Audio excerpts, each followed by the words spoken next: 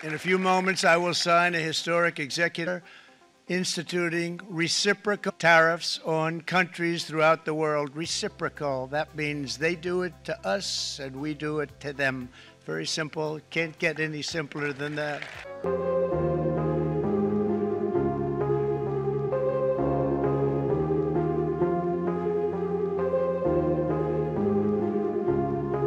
A annoncé mercredi 2 avril 2025 une nouvelle vague de droits de douane sur les importations en provenance de divers pays. Les nouvelles mesures tarifaires incluent un tarif de base de 10% sur toutes les importations à compter du 5 avril et les tarifs plus élevés, dits réciproques, applicables à certains pays à partir du 9 avril. Au total, 51 pays africains se retrouvent sur cette liste avec des droits de douane allant de 10% à 50%. Ainsi, le Lesotho devient le pays africain le plus touché avec des droits de douane portés à 50% sur ses exportations vers les États-Unis. Il est suivi par Madagascar 47%, par l'île Maurice 40%, par le Botswana 37%, l'Angola 32%, la Libye 31%, l'Algérie 30%, l'Afrique du Sud 30% et la Tunisie 28%. Pour d'autres pays africains, les droits de douane sont compris entre 11 et 21%. La Namibie et la Côte d'Ivoire, par exemple, se voient imposer un taux de 21%, suivi du Zimbabwe 18%, du Malawi 17%, de la Zambie 17%, du Mozambique 16%, du Nigeria 14%, du Tchad 13%, de la Guinée équatoriale 13% également, ainsi que de la RDC et du Cameroun avec 11%. Enfin, la majorité des pays africains concernés par ce décret subissent des droits de douane de 10%, soit le minimum appliqué par les États-Unis dans cette nouvelle politique tarifaire.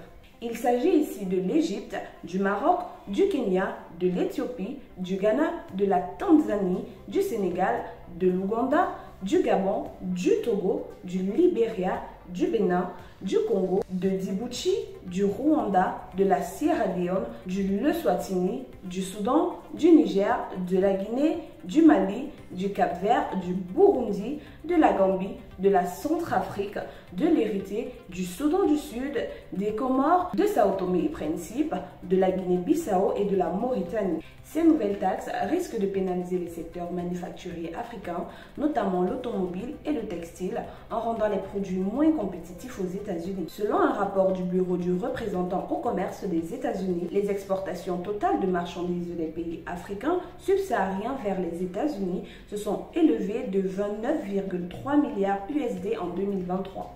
Avec le pétrole brut, 7,3 milliards USD, les métaux précieux, 4,7 milliards et les pierres précieuses, 2,2 milliards dominent. Les véhicules automobiles, 1,7 milliard et les vêtements, 1,4 milliard, occupent également une place non négligeable.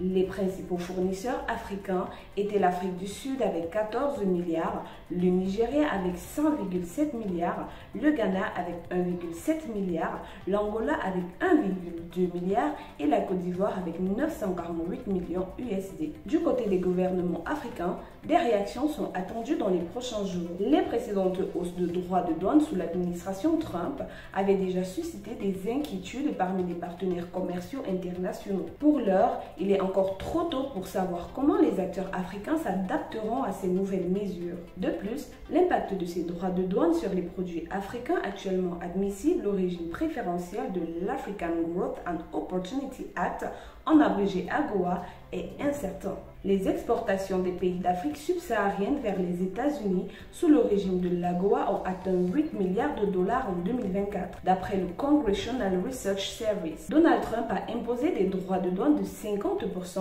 sur les importations en provenance du Lesotho, un des taux les plus élevés au monde. Si vous avez déjà acheté un jean d'une marque américaine, il y a de fortes chances qu'il ait été fabriqué au Lesotho, un petit royaume enclavé en Afrique australe. Ce pays est devenu au fil des années le centre de la production de denim en Afrique. Cependant, son industrie textile se trouve aujourd'hui menacée. L'industrie textile, qui est un pilier essentiel de l'économie du Lesotho, emploie environ 12 000 personnes. Cette nouvelle taxe affectera 75% des exportations destinées aux États-Unis, menaçant ainsi des milliers d'emplois. Selon l'administration américaine, le Lesotho appliquerait des droits de douane de 99% sur les produits américains. Une déclaration que le gouvernement du Lesotho comptait résiste fermement. Face à cette crise, le ministre du Commerce, Mokete Chelile, tente de rassurer la population. Nous ne disparaîtrons pas, nous devons diversifier nos marchés et rechercher de nouveaux, comme la zone de libre-échange continentale africaine, en abrégé